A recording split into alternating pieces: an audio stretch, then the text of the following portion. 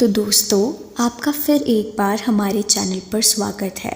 अगर आप पहली बार इस चैनल पर आए हैं तो चैनल को सब्सक्राइब करके बेल आइकन दबाना ना भूलें।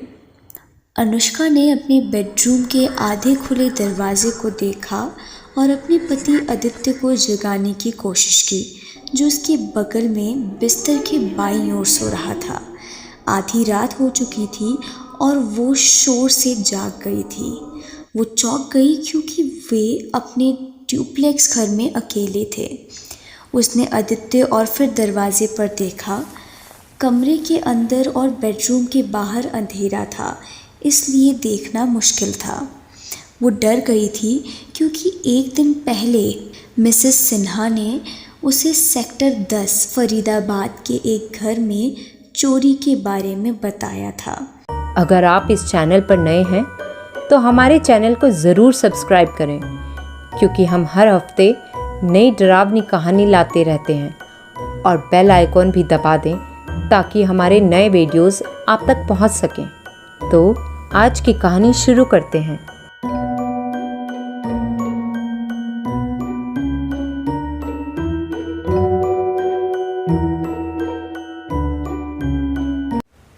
चोरों ने चोरी के दौरान परिवार को एक कमरे में बंद कर दिया था। लॉकडाउन के चलते फरीदाबाद के सेक्टर 9 में उनका परिसर दिन भर भूतिया गांव जैसा लग रहा था, इसलिए घर में शोर सुनकर वो चिंतित हो उठी। वो बिस्तर से उठने से भी डर रही थी। अचानक दरवाज़ा बंद हो गया और उसने महसूस किया कि उसका दिल ज़ोर से धड़क रहा है और अगले पल दरवाज़ा आधा खुल गया था, लेकिन बाहर अंधेरा था और उसे कुछ भी दिखाई नहीं दे रहा था। उसने चिल्लाने की कोशिश की, लेकिन उसके मुंह से कोई शब्द नहीं निकला। हालांकि एसी को सामान्य तापमान पर सेट किया गया था, वो बहुत पसीना बहा रही थी और ज़ोर से सांस ले रही थी। उसने आदित्य को जगाने के लिए हिलाया, जो उठने के मूड में नहीं था और दूसरी तरफ मुड़कर सो गया। उठो! उसने घबराकर दरवाजे की तरफ देखा, लेकिन आदित्य नहीं हिला। वो ज़ोर ज़ोर से सांस ले रही थी और उसकी आंखें खुली हुई दरवाजे को घूर रही थी। जैसे जैसे उसकी आंखें अंधेरे से मिलती गई, उसके कमरे से बाहर का दृश्य साफ होता गया और उसने राहत की सांस ली क्योंकि बाहर कोई नहीं था। वो फिर सोए हुए आदित्य के पास गई। सोने से पहले शायद आदित्य ने दरवाज़ा खुला छोड़ दिया होगा। उसने खुद को दिलासा देने की कोशिश की। सीढ़ियों पर एक खिड़की खुली होगी और हवा के झोंके से दरवाज़ा खुल गया होगा शायद। उसने फिर सोचा और इस बार वो लगभग डर से रो पड़ी और महसूस किया कि वो खुद से बात कर रही है। वो बस मुस्कुरा रही थी, पर उसके होंठ डर से काँप रहे थे। अनुष्का कुछ देर दरवाजे की तरफ देखती रही और फिर उठकर दरवाजे की तरफ चलने लगी। जैसे ही वो दरवाजे पर पहुंची, उसने चारों ओर देखा और बाहर की लॉबी में झांकने के लिए दरवाज़ा खोला और जल्दी से दरवाज़ा बंद कर लिया। वो वापस बिस्तर पर जाती है और राहत की सांस लेती है। वो बिस्तर पर बैठती है और अपनी फूली हुई सांस को कम करने के लिए आराम करने की कोशिश करती है। अनुष्का फिर बिस्तर के बगल में टेबल पर रखी बोतल उठाती है और पानी का ग्लास भरती है। उसके हाथ अभी भी काँप रहे थे। थोड़ा पानी पीने के बाद वो दरवाजे की ओर देखती है, पानी का एक और घूंट लेती है, बिस्तर पर गिरती है और ग्लास को टेबल पर रख देती है। सुबह हो गई, सोने वालों उठो। सुबह आदित्य ने उसे जगाने की कोशिश की, लेकिन वो नहीं हिली। उसने उसके गाल पर किस किया। अनुष्का ने किस को महसूस किया, अपनी आंखें पोंछी और मुस्कुराई और अपनी गहरी नींद से बाहर आकर उसने अंगड़ाई ली। उसने आदित्य को प्यार से देखते हुए अपनी आंखें खोली। जैसे ही उसे होश आया कल रात की कहानी उसकी आंखों के सामने आने लगी और उसने अचानक दरवाजे की तरफ देखा और घबराकर उठ बैठी। आराम से डियर, आदित्य ने उसे एक गिलास पानी देते हुए कहा। कांपते हाथों से अनुष्का ने एक गिलास पानी लिया और दीवार पर घड़ी की तरफ देखा। सुबह के 10:30 बज रहे थे। उसे ऐसे डरा हुआ देखकर आदित्य ने उसे गले लगा लिया और पूछा, बुरा सपना देखा? अनुष्का एक गहरी सांस लेती है और अपनी सांस को नियंत्रित करते हुए धीरे से कहती है, मुझे लगा कि कल रात घर में कोई था। वो अभी भी काँप रही थी और मुश्किल से बोल पा रही थी।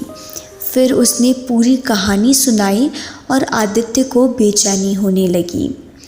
तुमने मुझे जगाने की कोशिश की लेकिन मैं नहीं उठा? हाँ? आदित्य ने अपना सिर खुजलाते हुए पूछा।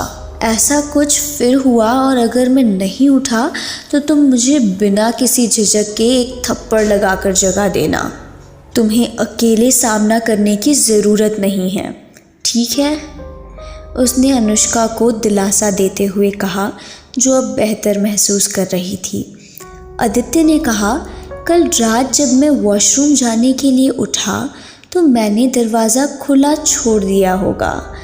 आदित्य ने उसे कसकर गले लगाया और माथे पर हल्के से किस किया। गुड मॉर्निंग, अनुष्का ने आदित्य को कसकर गले लगाते हुए कहा। तुम बस यही रहो और मुझे तुम्हारे लिए नाश्ता बनाने दो, आदित्य ने उठकर कहा और अनुष्का ने उसका हाथ थाम लिया। हाँ, और रसोई में फिर उसी तरह गड़बड़ करनी है, उसने एक मुस्कान के साथ कहा और उसे वापस बिस्तर पर खींच लिया। मिस्टर शर्मा, आप यहीं रहिए और मुझे नाश्ता बनाने दीजिए, उसने कहा। चिंता मत करो, मैं आज कुछ भी गड़बड़ नहीं करूँगा, तुम बस यहीं रहो, आदित्य बिस्तर से कूद गया और कहा। आदित्य बेडरूम से बाहर चला गया और अनुष्का मुस्कुराई। आदित्य के माता पिता ऑस्ट्रेलिया में फंसे हुए थे, जहां वे आदित्य की छोटी बहन से मिलने गए थे। कोरोना वायरस संकट के कारण सभी फ्लाइट्स रद्द कर दी गई और वे वहीं फंस गई। इसलिए आदित्य और अनुष्का बड़े घर में अकेले थे। ऐसा नहीं है कि वे शिकायत कर रहे थे, क्योंकि 6 महीने पहले ही उनकी शादी हुई थी और लॉकडाउन का समय उन दोनों के लिए वरदान था। पहले कुछ महीनों के लिए वे लगभग रोज़ाना रिश्तेदारों और दोस्तों से घिरे रहते थे। इसके बाद दोनों ने एक साथ समय बिताया, क्योंकि इससे उन्हें बेहतर ढंग से समझने और जुड़ने का मौका मिला। हालांकि अनुष्का को परिवार के अन्य सदस्यों के बिना एक बड़े घर में रहने में असहजता महसूस होती थी, लेकिन आदित्य हमेशा इस बात का ध्यान रखता था कि उसे अकेलापन ना लगे। पहली मंजिल पर बेडरूम और ग्राउंड फ्लोर पर किचन और लिविंग रूम था। अनुष्का बहुत थकी हुई थी और कल रात की घटना से हिल गई थी, इसलिए उसे बेडरूम में अकेला महसूस हो रहा था। आदित्य को नीचे गए 20 मिनट हो चुके थे और अनुष्का बेताब हो रही थी, इसलिए वो बिस्तर से उठी और बेडरूम से निकल गई। उसने ये देखने के लिए अपना सिर हिलाया कि लॉबी में अभी तक आदित्य ने लाइट नहीं जलाई है। उसने लॉबी और सीढ़ियों की लाइट चालू कर दी। वो कल रात से काँप रही थी। वो सीढ़ियों से नीचे उतरते वक्त सीढ़ियों के बगल में खिड़की के शीशों को घूर रही थी और हाथ लगाकर देख रही थी। उसने कहा, इसे तोड़ा नहीं जा सकता, ये कड़ा हुआ कांच है। उसने धीरे से कांच के ऊपर हल्के से मारते हुए और अपने घर की सुरक्षा के बारे में खुद को आश्वस्त करते हुए कहा। फिर उसने मुख्य द्वार के शीशे से बाहर देखा, जो सुरक्षित रूप से बंद था। वो मुस्कुराती है और नीचे चली जाती है। सीढ़ियाँ लिविंग रूम में उतरती हैं। वो चुपचाप रसोई में व्यस्त आदित्य को पीछे से देखती है। बू, वो आदित्य को डराने की कोशिश करती है। आदित्य चौंक जाता है और वापस मुस्कुराता है। देखो, आज कोई गड़बड़ नहीं, उसने अनुष्का की ओर देखते हुए कहा। अब तुम बाहर जाओ और डाइनिंग टेबल पर आराम से बैठो, उसने कहा। अनुष्का मुस्कुराते हुए डाइनिंग टेबल की तरफ चलने लगी। पीछे से आदित्य ने पुकारा, बाहर से अखबार ले लो प्लीज़। अनुष्का अपनी दिशा बदली और मुख्य दरवाजे की ओर चली गई। वो दरवाज़ा खोलती है और दरवाजे पर अखबार नहीं होता, उसे कार के नीचे अखबार मिलता है। वो वापस अंदर आती है और डाइनिंग टेबल पर अखबार रखती है और एक कुर्सी पर बैठ जाती है और आदित्य को देखकर मुस्कुराती है। आदित्य ने कहा, तुम्हें पता है, शायद मैं महसूस कर सकता हूँ कि तुम मुझे देखकर मुस्कुरा रही हो। अनुष्का ने उसकी तरफ देखा और शर्माकर नीचे देखा। आदित्य किचन में मुस्कुरा रहा था। अनुष्का अखबार पढ़ना शुरू करती है। क्या तुम्हें पता है, भारत में संख्या लगभग 9000 पहुंच चुकी है, उसने भारत से कोविड-19 के आंकड़े पढ़ते हुए कहा। हाँ, और ये अगले कुछ दिनों में बढ़ सकते हैं, आदित्य ने जवाब दिया। जैसे जैसे वो आगे बढ़ती है, वो सभी बुरी खबरों से ऊब जाती है और अखबार को एक तरफ रख देती है। वो पिछली रात खेल रही कैंडी क्रश गेम खेलने के लिए टेबल पर पड़े आदित्य का फ़ोन उठाती है। रनिंग ऐप्स से सर्च करते समय वो अचानक रुक गई, क्योंकि फ़ोन पर चलने वाले ऐप्स में से एक कैमरा ऐप था और आखिरी बार क्लिक की गई फ़ोटो दिख रही थी। कांपते हाथों से वो कैमरा ऐप पर क्लिक करती है। जैसे ही वो पिछली क्लिक की गई फ़ोटो गैलरी खोलती है, वो डर जाती है और आदित्य पर ज़ोर से चिल्लाती है। फ़ोन उसके हाथ से टेबल पर गिर जाता है। वो इतनी ज़ोर से चिल्लाती है कि आदित्य ने फ्राइंग पैन लगभग गिरा ही दिया था। वो तेज़ी से अनुष्का की तरफ दौड़ा। क्या हुआ अनु? अनुष्का को टेबल की तरफ देखते हुए उसने पूछा। बेडरूम में सोते हुए उनकी कम से कम 10 तस्वीरें ली गई थी और जब उसने देखा तो जब उनके फ़ोटो क्लिक किए गए तो उसने देखा कि बेडरूम की लाइट भी चालू थी। मैं सही कह रही थी, कोई हमारे घर में आया और सोते समय तुम्हारे फ़ोन से अपनी फ़ोटो क्लिक कर ली, डरी हुई अनुष्का ने रोते हुए कहा। बिना देर किए आदित्य ने जल्दी से नंबर डायल किया। चाचा, कल रात हमारे घर में कोई घुसा था, उसने फ़ोन पर कहा और फिर लिविंग रूम में घूमते हुए सब कुछ बता दिया।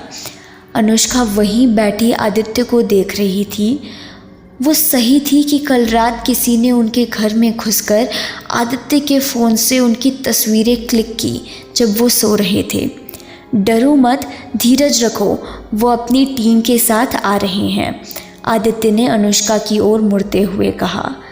आदित्य डाइनिंग टेबल पर गया और उसके बगल में बैठ गया और उसने उसका हाथ पकड़ लिया। सब ठीक है, चिंता मत करो, उसने भयभीत अनुष्का को दिलासा देते हुए कहा। ये कौन कर सकता है? उसने रोते हुए पूछा। मुझे नहीं पता, उसने अविश्वास से इधर उधर देखकर जवाब दिया। मुझे छत के दरवाजे की जांच करने दो, उसने अपनी पकड़ ढीली करने की कोशिश की, लेकिन अनुष्का ने उसका हाथ कसकर पकड़ लिया। उसने उसका चेहरा देखा, वो डर गई थी। वो मुस्कुराया और उसके पास बैठ गया। मैं जल्द ही वापस आ जाऊंगा, ठीक है? आदित्य ने मुस्कुराते हुए और प्यार से सिर हिलाते हुए कहा, जैसे कि वो किसी छोटे बच्चे से बात कर रहा हो। अनुष्का मुस्कुराई, लेकिन उसके गालों से आंसू बह रहे थे। वो उसके आंसू पोंछता है और उसे गले लगाता है और वो कहता है, मैं अभी वापस आ जाऊंगा, और ऊपर चला गया। सब कुछ बंद है और टूटने के कोई निशान नहीं है, उसने नीचे आते हुए कहा। हमारे घर में कोई कैसे घुस गया? वो चलने लगा और बाहर चला गया। उसने मेन गेट का ताला चेक किया और फिर पार्किंग एरिया चेक किया। सब कुछ सुरक्षित है। वो कुछ ही मिनटों में अनुष्का के पास वापस आ गया। उसका घर 2 तरफ से घिरा हुआ था, पीछे और बाएं। दाईं ओर एक खाली प्लॉट था। विपरीत दिशा में मुख्य सेक्टर 9 रोड था। उनकी छत और पीछे के घर एक दूसरे से जुड़े नहीं थे और दोनों घरों के बीच में ऊंची 4 दीवारी पर एक धातु की जाली थी, जिससे किसी का भी पीछे या बगल के घर में प्रवेश करना असंभव था। इसके अलावा उनकी छत का दरवाज़ा अभी भी बंद था। तो सवाल था, बिना दरवाजे या खिड़कियां खोले कोई कैसे अंदर और बाहर जा सकता है। वो पिछले 3 साल से यहाँ रह रहा था और पहली बार उसे झटका लगा था। आदित्य के चाचा संजय सेक्टर 8 थाने के SHO और करीबी पारिवारिक मित्र थे। अगले 10 मिनट में वो अपनी टीम के साथ वहाँ पहुँच गए।